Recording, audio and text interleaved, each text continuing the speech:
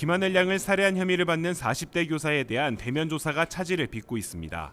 교사 A씨가 중환자실에 입원해 있는 데다 산소호흡기까지 착용하고 있어 대화 자체가 불가능하기 때문입니다.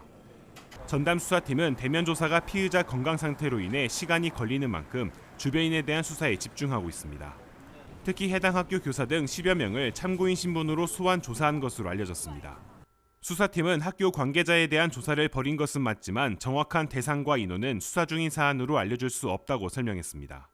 경찰은 A씨가 범행 도구와 과거에 있었던 살인사건 기사를 검색한 기록을 계획 범행의 유력한 증거 가운데 하나로 보고 있습니다. 전문가도 학교에서 무단 외출해 흉기를 구매한 점과 마지막으로 나가는 학생을 범행 대상으로 삼았다는 점 등을 보면 계획 범죄로 보인다고 추정합니다. 검색을 한 걸로 이미 드러난 것 같고, 그리고 표적을 선정하는 것 역시 정말 우연히 지나가다가 하늘 양을 본 게 아니라 나름대로 맨 마지막에 학교를 떠나는 학생을 표적으로 하기로 결정을 한 상태에서 또 A 교사에 대한 처벌과 비슷한 범죄 발생을 막기 위해서라도 범행 동기를 밝히는 것이 무엇보다 중요하다고 강조합니다. 양형에 영향을 많이 미칠 거기 때문에 초반에 기초조사를 해놔야 될 것이고요. 범죄의 예방, 재범 억제 이런 목적을 위해서도 되게 중요한 이슈가 아닐까 싶고, 피의자 조사가 이루어져야 정확한 범행 동기를 파악할 수 있는 만큼 경찰의 대면 조사 시점에 관심이 집중되고 있습니다. YTN 김기수입니다. 김하늘 양 사건을 수사 중인 경찰이 40대 교사 A씨가 사전에 범행을 준비한 정황을 포착했습니다. 대전경찰청 전담수사팀은 압수수색을 통해 확보한 A씨의 휴대전화와 PC 등에 대한 포렌식 결과 A씨가 범행 당일을 포함해 범행 전 인터넷 사이트에서 범행 도구와 과거에 발생했던 살인사건 기사를 검색했던 것으로 확인했습니다. 하지만 정확한 검색 시점과 어떤 살인사건을 검색했는지는 수사 중인 사안이라며 밝히지 않았습니다. 다만 자료 추가 분석 결과에 따라 구체적인 검색 시기와 기간 등은 달라질 수 있다고 설명했습니다. 경찰은 포렌식 결과와 관련자 진술, 통화 내역 등 수사 과정을 종합해 볼 때 A씨가 계획 범행을 벌였을 가능성에 무게를 두고 있습니다. 특히 계획 범행에 대한 추가 증거 확보와 범행 동기를 밝히는 데 수사력을 모으고 있습니다.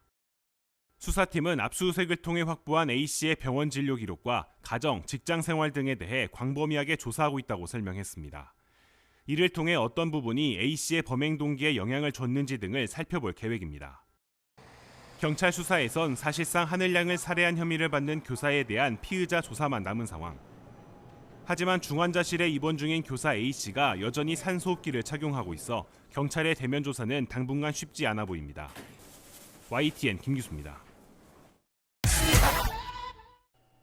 대전의 한 초등학교에서 8살 김하늘 양을 살해한 뒤 자해한 40대 여교사가 병원 응급실 치료 과정에서 소리내 웃은 것으로 알려져 충격을 주고 있습니다. 20일 한국일보 보도에 따르면 여교사 A씨는 지난 10일 김 양을 살해한 후 흉기로 자해해 대전 서구의 한 대학병원 응급실로 이송됐습니다. 의료진이 응급처치 중인 상황에서 A씨가 갑자기 웃어 당황했다는 증언이 나왔습니다.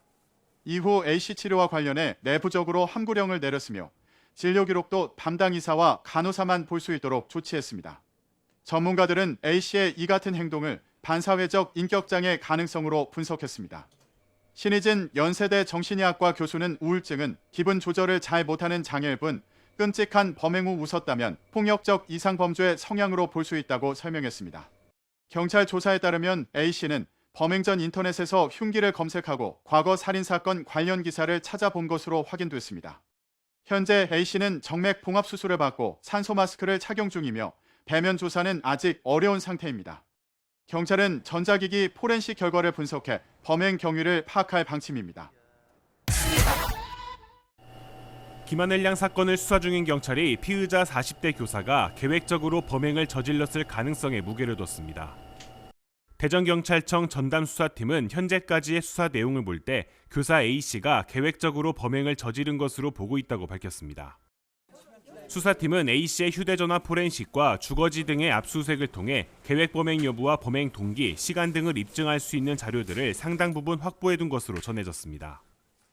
교사 A씨의 검색 기록 등에서도 계획 범행을 의심할 만한 정황도 발견된 것으로 알려졌습니다.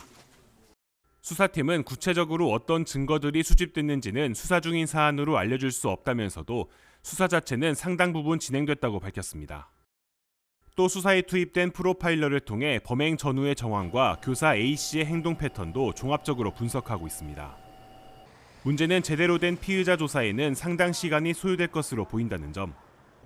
수사팀은 수술 전 첫 진술 때와 회복 과정에서 A씨를 상대로 2차례 간단한 대면 조사는 이뤄졌지만 정식 피의자 조사는 의료진 소견에 따라 진행하지 못했다고 설명했습니다.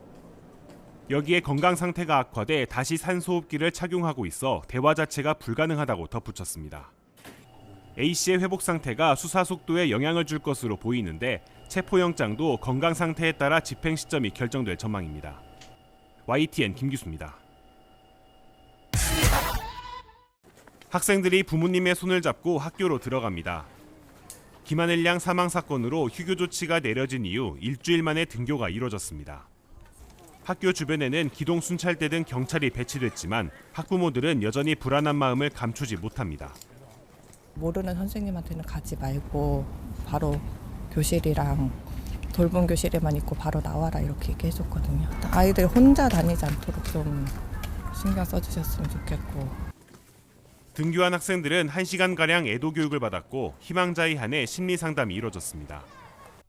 또 하늘양 사건으로 트라우마를 겪을 수 있는 1, 2학년 학생 학부모를 대상으로 한 마음건강 회복 교육도 진행됐습니다.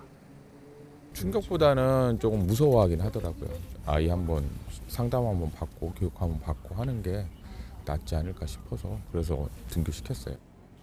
충청권 트라우마 센터에서도 이동식 버스 상담실을 운영하고 지역 주민을 위한 심리 지원에 나섰습니다. 이제 굉장히 놀라고 하는 상황이 생기면 이제 신체의 긴장 반응이라던가 이제 뇌에서 이제 놀라는 그런 부분이 있기 때문에 오셔서 이제 측정을 하시고 그 데이터에 기반해서 이제 상담하고. 하늘양 사건을 수사 중인 경찰은 피의자인 여교사 A씨에 대한 조사엔 어려움을 겪고 있습니다. 경찰은 A씨가 의식이 있긴 하지만 경찰 조사를 받을 수 있을 정도의 건강 상태는 아니라고 설명했습니다.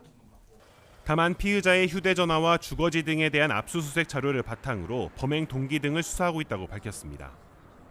또 A씨의 범행 동기 여부 파악을 위해 학교에 대한 조사를 벌이는가 하면 A씨에 대한 신상 공개 여부도 검토하고 있습니다.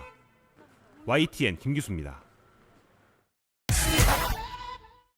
고 김하늘 양을 살해한 40대 교사 형사처벌과 별도로 교육부의 파면 처분이 예상되는 가운데 이 경우에도 공무원 연금을 수령할 수 있는 것으로 파악됐습니다. 그 금액도 국민연금 평균 수준을 웃돌 것으로 추정돼 공분이 일고 있는데요.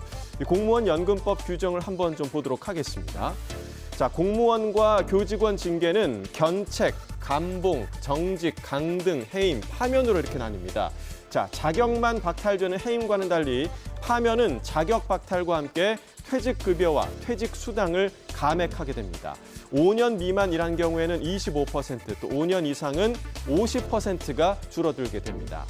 자, 이 가해교사는 교직 생활을 20년간 해왔습니다.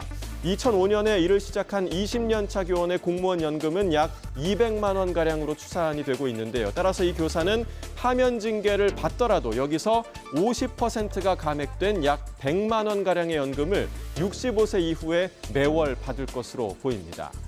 지난해 10월 기준 국민연금 평균 수급액이 65만 원, 또 20년 이상 가입자 평균 수급액이 108만 원인 것과 비교하면 이 감액된 금액 100만 원 정도도 적지 않습니다.